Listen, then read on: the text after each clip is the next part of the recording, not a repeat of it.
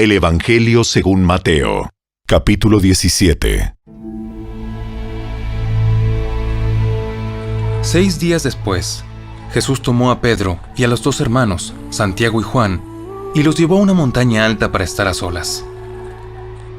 Mientras los hombres observaban, la apariencia de Jesús se transformó a tal punto que la cara le brillaba como el sol y su ropa se volvió tan blanca como la luz.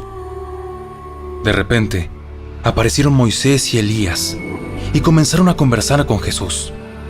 Pedro exclamó: Señor, es maravilloso que estemos aquí.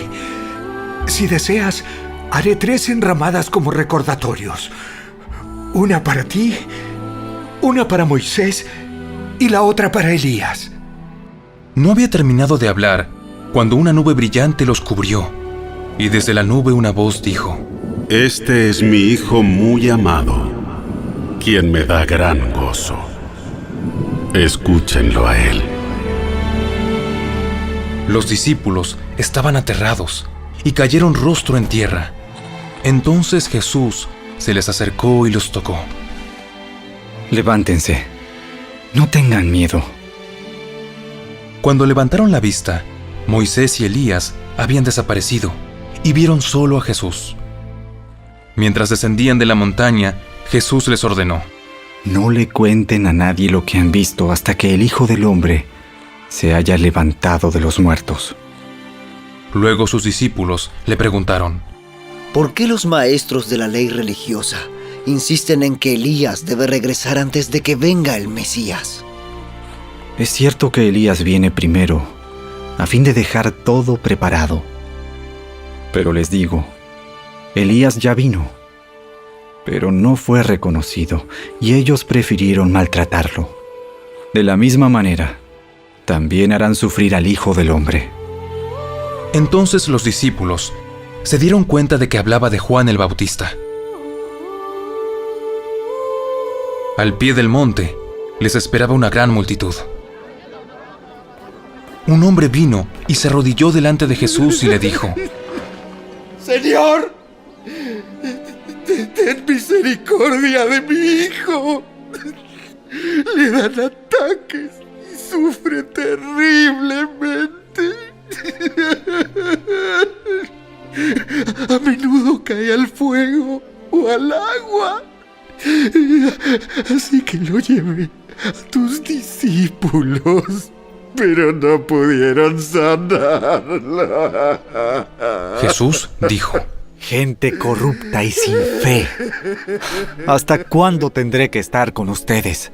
¿Hasta cuándo tendré que soportarlos? Tráiganme aquí al muchacho. Entonces Jesús reprendió al demonio, y el demonio salió del joven. A partir de ese momento, el muchacho estuvo bien. Más tarde, los discípulos le preguntaron a Jesús en privado: ¿Por qué nosotros no pudimos expulsar el demonio?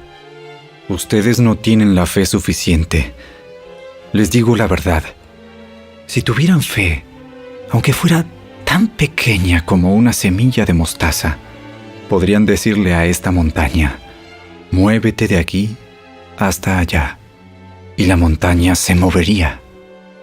Nada sería imposible. Luego, cuando volvieron a reunirse en Galilea, Jesús les dijo: El Hijo del Hombre será traicionado y entregado en manos de sus enemigos. Lo matarán, pero al tercer día se levantará de los muertos. Y los discípulos se llenaron de profundo dolor. Cuando llegaron a Capernaum, los cobradores del impuesto del templo se acercaron a Pedro y le preguntaron: ¿Tu maestro no paga el impuesto del templo? Sí, lo paga. Luego entró en la casa. Pero antes de tener oportunidad de hablar, Jesús le preguntó: ¿Qué te parece, Pedro? ¿Los reyes cobran impuestos a su propia gente o a la gente que han conquistado? Se los cobran a los que han conquistado. Muy bien. Entonces, los ciudadanos quedan exentos. Sin embargo, no queremos que se ofendan. Así que desciende al lago y echa el anzuelo.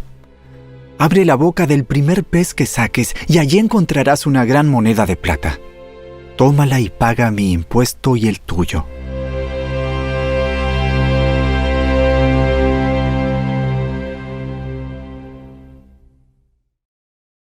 El Evangelio según Mateo, capítulo 18.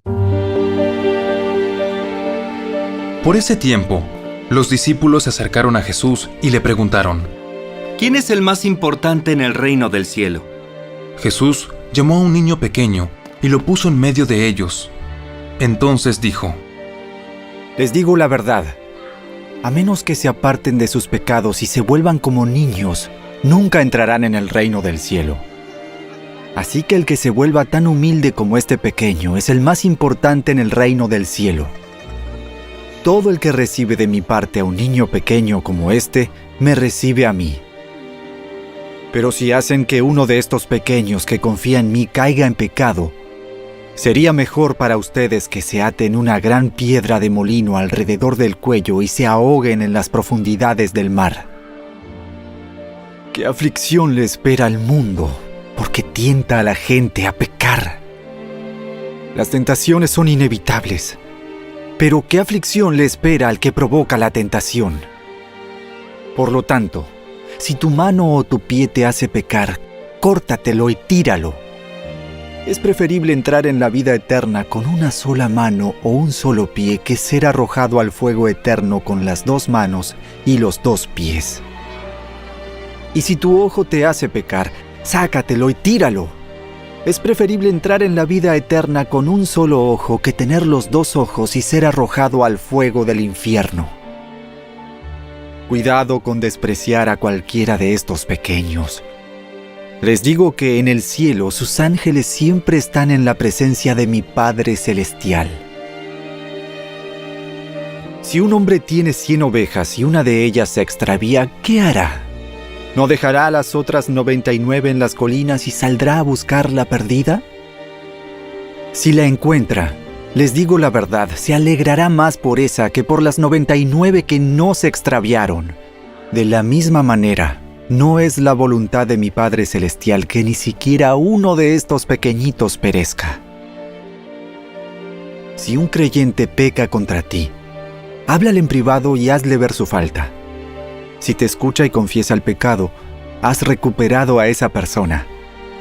Pero si no te hace caso, toma a 1 o 2 más contigo y vuelve a hablarle, para que los 2 o 3 testigos puedan confirmar todo lo que digas. Si aún así la persona se niega a escuchar, lleva el caso ante la iglesia. Luego, si la persona no acepta la decisión de la iglesia, trata a esa persona como a un pagano o como a un corrupto cobrador de impuestos. Les digo la verdad, todo lo que prohíban en la tierra será prohibido en el cielo, y todo lo que permitan en la tierra será permitido en el cielo. También les digo lo siguiente: si 2 de ustedes se ponen de acuerdo aquí en la tierra con respecto a cualquier cosa que pidan, mi Padre que está en el cielo la hará. Pues donde se reúnen 2 o 3 en mi nombre, yo estoy allí entre ellos. Luego Pedro se le acercó y preguntó: Señor, ¿cuántas veces debo perdonar a alguien que peca contra mí? ¿7 veces? No 7 veces, sino 70 veces 7. Por lo tanto, el reino del cielo se puede comparar a un rey que decidió poner al día las cuentas con los siervos que le habían pedido prestado dinero. En el proceso le trajeron a uno de sus deudores que le debía millones de monedas de plata. No podía pagar, así que su amo ordenó que lo vendieran, junto con su esposa, sus hijos y todo lo que poseía, para pagar la deuda. El hombre cayó de rodillas ante su amo y le suplicó: «Por favor, tenme paciencia y te lo pagaré todo». Entonces el amo sintió mucha lástima por él, y lo liberó y le perdonó la deuda. Pero cuando el hombre salió de la presencia del rey, fue a buscar a un compañero, también siervo, que le debía unos pocos miles de monedas de plata. Lo tomó del cuello y le exigió que le pagara de inmediato. El compañero cayó de rodillas ante él y le rogó que le diera un poco más de tiempo, «Ten paciencia conmigo y yo te pagaré», le suplicó. Pero el acreedor no estaba dispuesto a esperar. Hizo arrestar al hombre y lo puso en prisión hasta que pagara toda la deuda. Cuando algunos de los otros siervos vieron eso, se disgustaron mucho. Fueron ante el rey y le contaron todo lo que había sucedido. Entonces el rey llamó al hombre al que había perdonado y le dijo: «Siervo malvado, te perdoné esa tremenda deuda porque me lo rogaste. ¿No deberías haber tenido compasión de tu compañero así como yo tuve compasión de ti?» Entonces el rey, enojado, envió al hombre a la prisión para que lo torturaran hasta que pagara toda la deuda. Eso es lo que les hará mi Padre Celestial a ustedes si se niegan a perdonar de corazón a sus hermanos.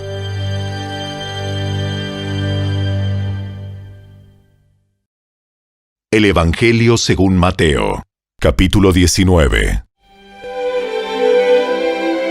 Cuando Jesús terminó de decir esas cosas, salió de Galilea y descendió a la región de Judea, al oriente del río Jordán. Grandes multitudes lo siguieron, y él sanó a los enfermos. Unos fariseos se acercaron y trataron de tenderle una trampa con la siguiente pregunta: ¿Se permite que un hombre se divorcie de su esposa por cualquier motivo? Jesús respondió: ¿No han leído las Escrituras? Allí está escrito que desde el principio Dios los hizo hombre y mujer. Esto explica por qué el hombre deja a su padre y a su madre y se une a su esposa y los dos se convierten en uno solo. Como ya no son dos sino uno, que nadie separe lo que Dios ha unido. Entonces, ¿por qué dice Moisés en la ley que un hombre podría darle a su esposa un aviso de divorcio por escrito y despedirla? Moisés permitió el divorcio solo como una concesión ante la dureza del corazón de ustedes, pero no fue la intención original de Dios. Y les digo lo siguiente: el que se divorcia de su esposa y se casa con otra comete adulterio, a menos que la esposa le haya sido infiel. Entonces, los discípulos le dijeron: Si así son las cosas, será mejor no casarse. No todos pueden aceptar esta palabra, solo aquellos que reciben la ayuda de Dios. Algunos nacen como eunucos, a otros los hacen eunucos, y otros optan por no casarse por amor al reino del cielo. El que pueda, que lo acepte. Cierto día, algunos padres llevaron a sus niños a Jesús para que pusiera sus manos sobre ellos y orara por ellos. Pero los discípulos regañaron a los padres por molestar a Jesús. Pero Jesús les dijo: Dejen que los niños vengan a mí. No los detengan, pues el reino del cielo pertenece a los que son como estos niños.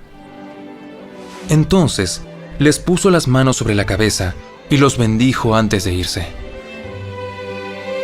Alguien se acercó a Jesús con la siguiente pregunta: Maestro, ¿qué buena acción tengo que hacer para tener la vida eterna? ¿Por qué me preguntas a mí sobre lo que es bueno? Solo hay uno que es bueno. Pero para contestar a tu pregunta, si deseas recibir la vida eterna, cumple los mandamientos. ¿Cuáles? No cometas asesinato, no cometas adulterio, no robes, no des falso testimonio, honra a tu padre y a tu madre, ama a tu prójimo como a ti mismo. He obedecido todos esos mandamientos. ¿Qué más debo hacer? Si deseas ser perfecto, anda, vende todas tus posesiones y entrega el dinero a los pobres, y tendrás tesoro en el cielo. Después ven y sígueme. Cuando el joven escuchó lo que Jesús le dijo, se fue triste porque tenía muchas posesiones. Entonces, Jesús dijo a sus discípulos: Les digo la verdad, es muy difícil que una persona rica entre en el reino del cielo.